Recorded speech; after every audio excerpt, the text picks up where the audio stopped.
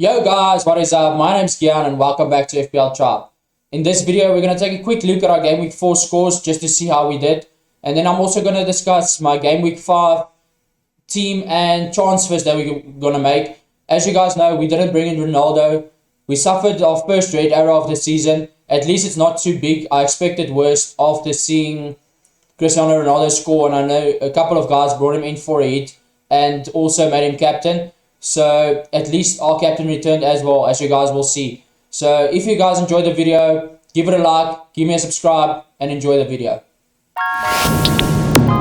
So guys, starting off with our Game Week 4 points, as you guys can see, 57 points. So not really the best, but can't complain about it. Like I said in the intro, just not having Ronaldo really cost us at the end. We'll go through the team here as well. You guys will see we moved down from 55k to 136k. So not the best, but I'm still very happy with the team. And also, there's a couple of problems that we'll discuss when we come to the transfers later. But we will be making 2 transfers and taking our first hit. So starting at the back with Sanchez, not as we know, he's not really one to get bonus points or even save points, just because Brighton is such a good defense. He doesn't get a lot of shots to save. So if they get a clean sheet, you're probably just going to get 6 and no bonus, just because the defenders gets the bonus points. And then Trent Alexander-Arnold getting another return. I think this is 4 out of 4 now, except for, but he got the bonus points in the Chelsea game. So really happy with Trent Alexander-Arnold's performance so far this season. Really just showing why he cost 7.5 million. I read a stat that he's created the most chances out of anyone in the Premier League. And that's a defender coming in at 7.5 million, getting points, bonus points if his team gets a clean sheet. And he's so attacking, he will always be in the bonus points if Liverpool performs well. So really happy with his performance. Then Luke Shaw, again, Man United losing that clean sheet. That doesn't make any sense. We brought in Luke Shaw, obviously because he is attacking, but more because we expected clean sheet points from him. At the moment, he is still ticking over and getting us points just because he is so attacking, getting assists, getting bonus points even if he doesn't assist or get a clean sheet. So really happy with Luke Shaw at the moment as well. And I'm probably going to have him in for until we use that wildcard that we'll discuss later. Reguilon, we brought him in. He got 9 points in the first game. Then disappointing, but I think that's just Tottenham. Disappointing performance from them. And Reguilon, as you guys can see, only made the 1 point. He's one of the players that I'm looking to move out, as you guys will see in the next slide. Just to free up some money to make more transfers in the team.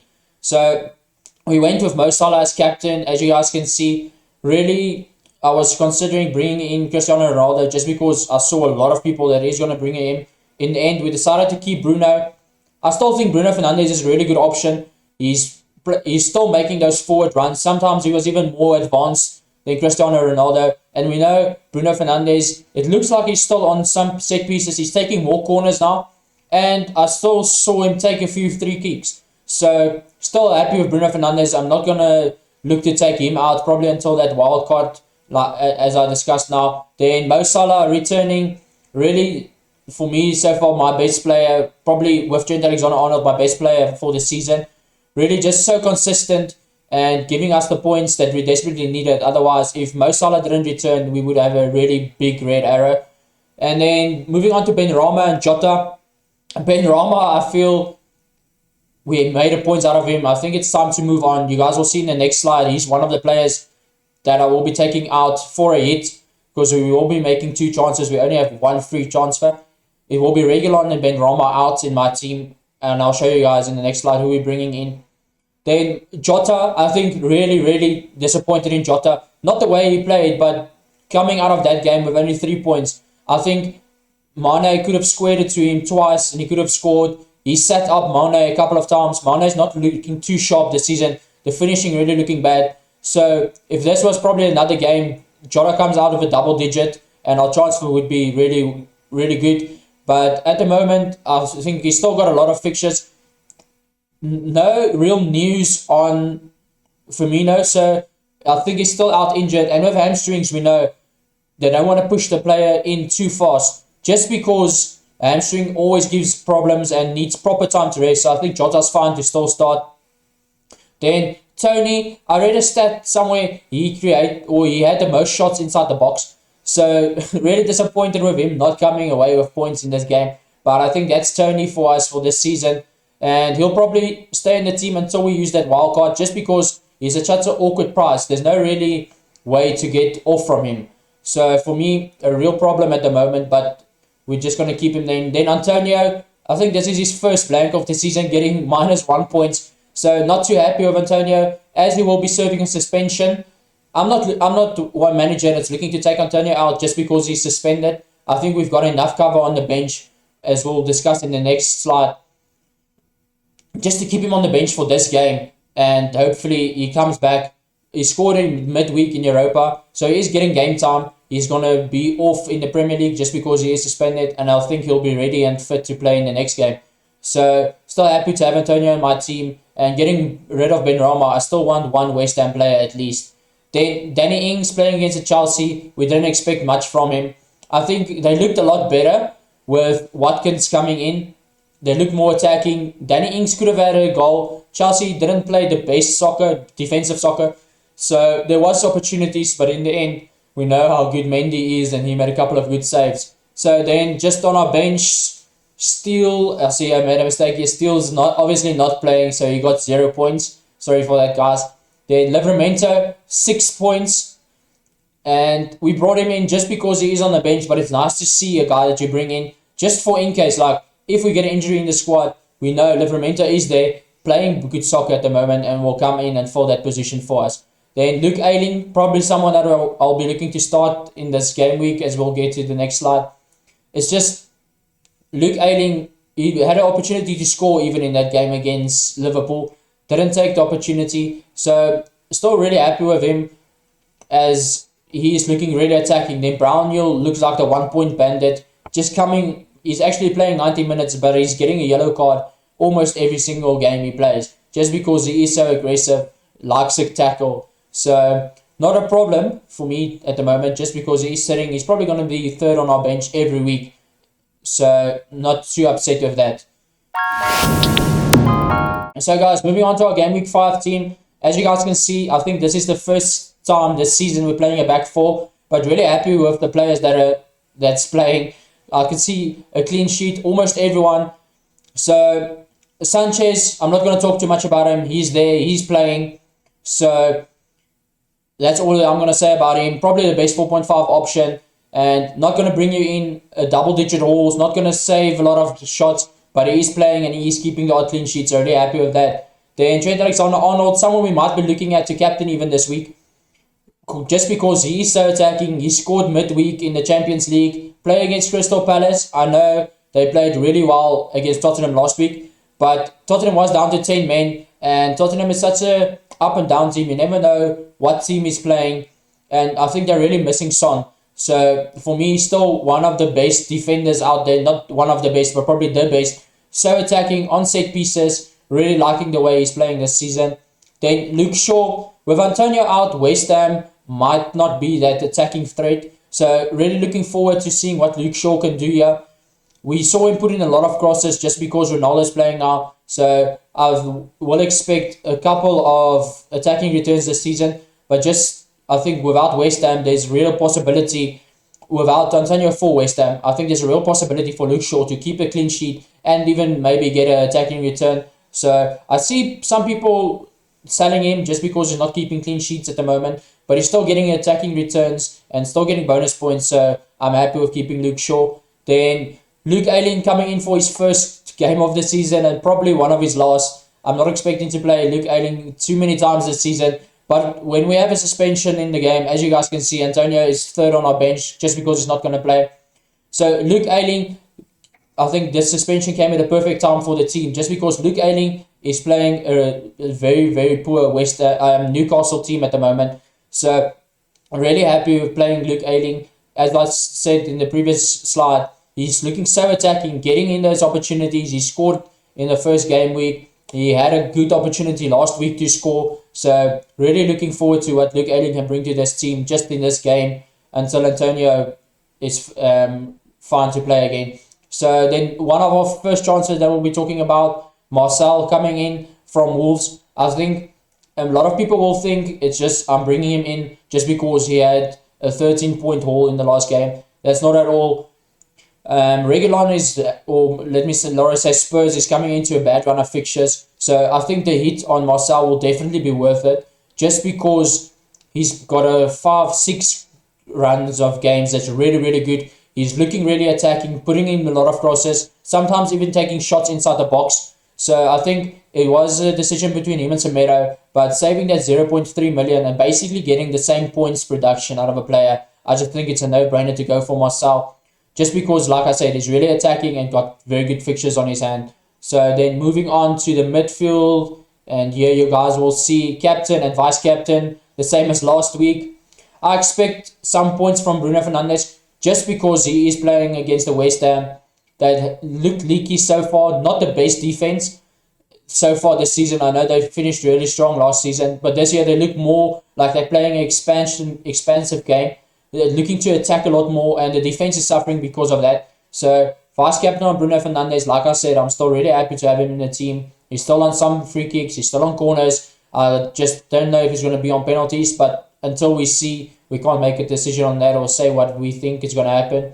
I think it will probably be Ronaldo, but Bruno Fernandes still offering a lot, still making those runs in behind the defenders, the centre backs. So I do expect points from him. Then captain this week, Mo Salah. I think if you don't have Ronaldo and you just have Salah, I think it's an obvious decision to captain Salah. Maybe there's something to talk about when you have Salah and when you have Ronaldo, who's the best captaincy option. I think just looking at fixtures wise, Ronaldo will be playing West Ham and Salah will be playing Crystal Palace. So for me, easy decision. I don't have Ronaldo. Crystal Palace, a really good fixture to target when you want to see a captain score. So Mo Salah in the team, like I said, looking really, really good this season and happy to have him probably until the end of the season. That's just how good he is at the moment. Then our second player that we were bringing in, you guys will see it's Rafinha for Leeds, playing in a really easy fixture. I know it says Man United here. Sorry for the graphic screws up this week, guys. And then Rafinha really playing like I said, a poor Newcastle. And Rafinha, if points are being scored in the Leeds team, Rafinha's probably going to be involved. So really, really happy with having Rafinha. Bring him in for a hit. I think just because, like I said, with Luke Ayling, they have a couple of nice fixtures in a row. Probably, I want to say, almost the same as Wolves, having that nice attacking fixtures, not easy teams to target. So for me, Rafinha is just an easy decision to bring him in this week and play him against a poor Newcastle. I think even taking that hit, he's still worth to bring in if you have to take a hit for him or Bamford. Just because I think between the two of them, if Leeds get an attacking return, one of them will be involved. And let's hope it's Rafinha this time.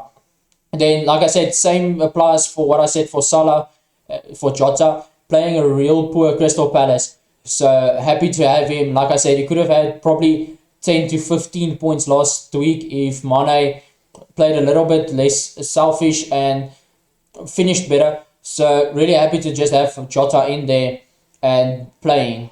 So then moving on to our last one, our strikers. We'll be going with the two at the top. So Tony playing against Wolves.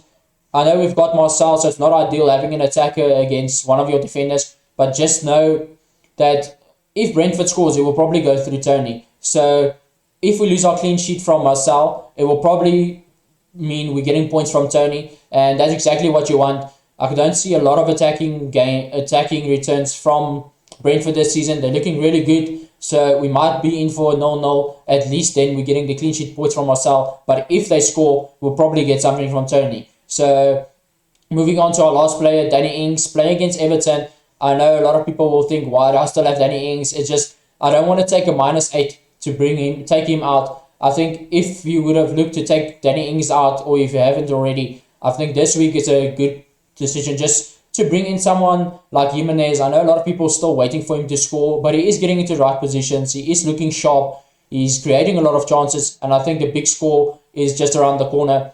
Then if you don't want to go for Jimenez just because he hasn't scored, I think Bamford, perfect. There was a little bit of injury doubts about him. We heard something about a hamstring, but Bielsa confirmed in the press conference, nothing wrong. He is fit to play. So that will probably be my two transfers that I'm looking to bring in if you want to replace Ings. So there's just a little transfer tip for you guys if you're looking to bring in a striker. For me at the moment, it will probably be between Jimenez and Bamford. And if I need to just pick one, I'll go with Bamford.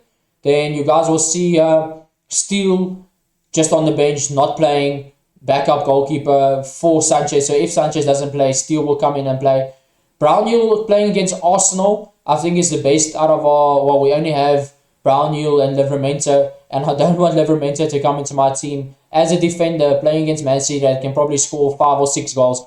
So really happy with Brownhill playing against Arsenal. I know Arsenal got their first goal of the season last week, but I think Burnley is a much better defense than Norwich, and they will struggle to break them down if they play like they did. I know they created a lot of chances, but in the end, they still only scored 1 goal.